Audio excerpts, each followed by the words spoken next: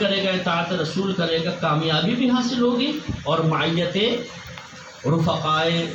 صالحین ان کی معیت حاصل ہو جائے گی۔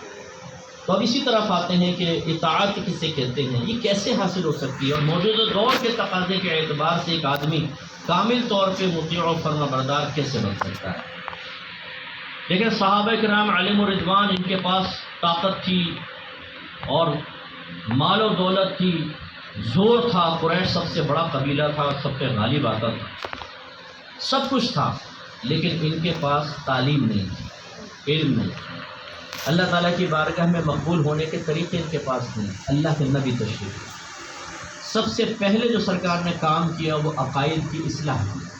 کہ تم اپنے عقیدے ٹھیک کرو، تمہارا عقیدہ صحیح نہیں ہے،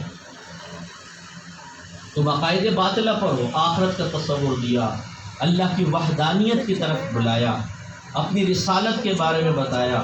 قرآن عظیم کے بارے میں بتایا، فرشتوں کا تصور دیا، جنات کا تصور دیا، تقدیر کا تصور دیا، ان کے عقیدوں کو ٹھیک کر دیا سرکار۔ تو یہ سب سے فرسٹ اسٹیپ جو ہوتا ہے جس میں ہم اللہ اس رسول کی اطاعت کرتے ہیں وہ باب عقائد ہے کہ اپنے عقیدے کو ہم اچھا کریں۔ آج کل ہمارے نوجوان پوچھتے ہیں کہ مفتی صاحب اتنے سارے اسکول آف تھاٹ آ گئے ہیں تو ہم کس کی پیروی کریں، کون صحیح ہے کون غلط ہے؟ ہم یہ عرض کرتے ہیں کہ دو چیزیں اپنے سامنے رکھیں، ایک میرے آقا صلی اللہ علیہ وسلم کی حدیث کہ سرکار نے فرمایا کہ میری امت کے بنی اسرائیل میں 72 گروپ بنے، جن میں سے ایک نجات والا تھا اور 71 جہنمی تھے، اور میری امت میں 73 گروپ ہوں گے، جس کو ہم اردو میں فرقے کہہ دیتے ہیں، عربک میں بھی فرقہ کہہ سکتے ہیں، 73 فرقے ہوں گے جس میں سے 72 جہنمی، ایک جنتی ہوگا۔ پوچھا یا رسول اللہ صلی اللہ علیہ وسلم وہ کون ہوگا؟ ارشاد فرمایا جس پر میں اور میرے صحابہ۔ تو جو نبی کے طریقے پہ چلے تو نبی کا طریقہ سنت کہلاتا ہے، سنت والا جو نبی کے طریقے پہ چلے سنت والا، اس کو عربک میں کہیں گے اہل السنہ، اہل مانے والا، سنت میں اہل السنہ۔ اور چونکہ صحابہ کرام ایک جماعت تھی پوری، جو جماعت کے طریقے پہ چلے گا وہ اہل الجماعہ کہلایا، دونوں کو ملا دیں اہل السنہ والجماعہ، اردو میں ہم کہتے ہیں اہل سنت و جماعت۔ تو معلوم ہوا کہ اس حدیث سے نتیجہ نکلا کہ اہل سنت و جماعت ہی وہ لوگ ہیں کہ جو نجات پائیں گے، اور ان کی پہچان کیا ہے کہ جس پر نبی کریم صلی اللہ علیہ وسلم اور صحابہ کرام رہے۔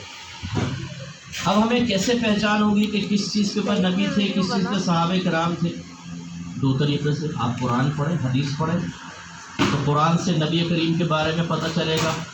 کیونکہ سیدہ عائشہ صدیقہ رضی اللہ تعالیٰ عنہ سے پوچھا گیا کہ نبی کریم صلی اللہ علیہ وسلم کے اخلاق کیسے تھے، تو آپ نے فرمایا کہ کیا آپ نے قرآن نہیں پڑھا؟ فرمایا پڑھا ہے، فرمایا بس میرے محبوب میرے آقا کے اخلاق ایسے تھے جیسے قرآن، یعنی جو قرآن میں اچھا وصف بیان ہوا، یہ تو تھیوری ہے، اگر اس کا پریکٹیکل یا عملی تصویر دیکھنا چاہو تو اپنے نبی کو دیکھو، قرآن پڑھیں، پھر حدیث پڑھیں گے تو اس میں پھر ہمیں صحابہ کرام کے بارے میں بھی پتہ چلے گا، نبی کریم کی اور معرفت اور پہچان حاصل ہوگی۔ دوسرا جو ہے وہ قرآن بیان کرتا ہے، اہدنا الصراط المستقیم صراط الذین انعمت علیہم، اے اللہ ہمیں سیدھا راستہ چلا، ان لوگوں کا راستہ جن پر تو نے انعام فرمایا۔ اب یہ قرآن قیامت تک کے لیے نازل ہوا، اس کا مطلب ہے کہ یہ جو ہے دعا نبی کریم کے دور والے بھی مانگ رہے ہیں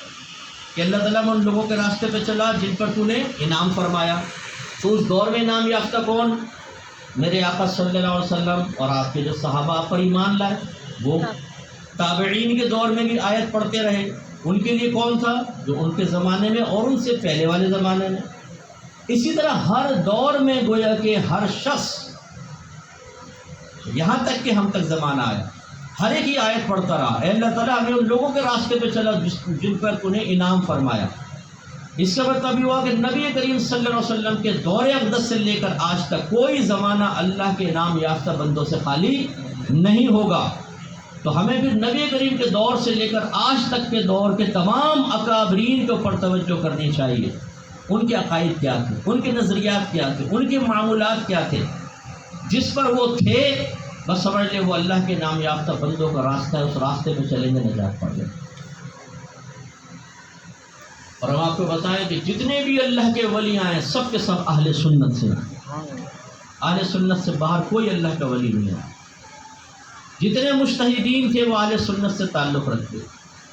جتنے بڑے بڑے اکابرین ہمارے علماء مجتہدین مفتیان کرام گزرے ہیں وہ سب کے سب اہل سنت سے تعلق رکھتے ہیں۔ تو اس کا مطلب ہے کہ اس میں کوئی گھبراہٹ کی بات نہیں، وہی عقیدے ہمیں اپنانے ہوں گے جو اہل سنت کے ہیں، وہ طریقہ اپنانا ہوگا جو اہل سنت کا طریقہ ہے۔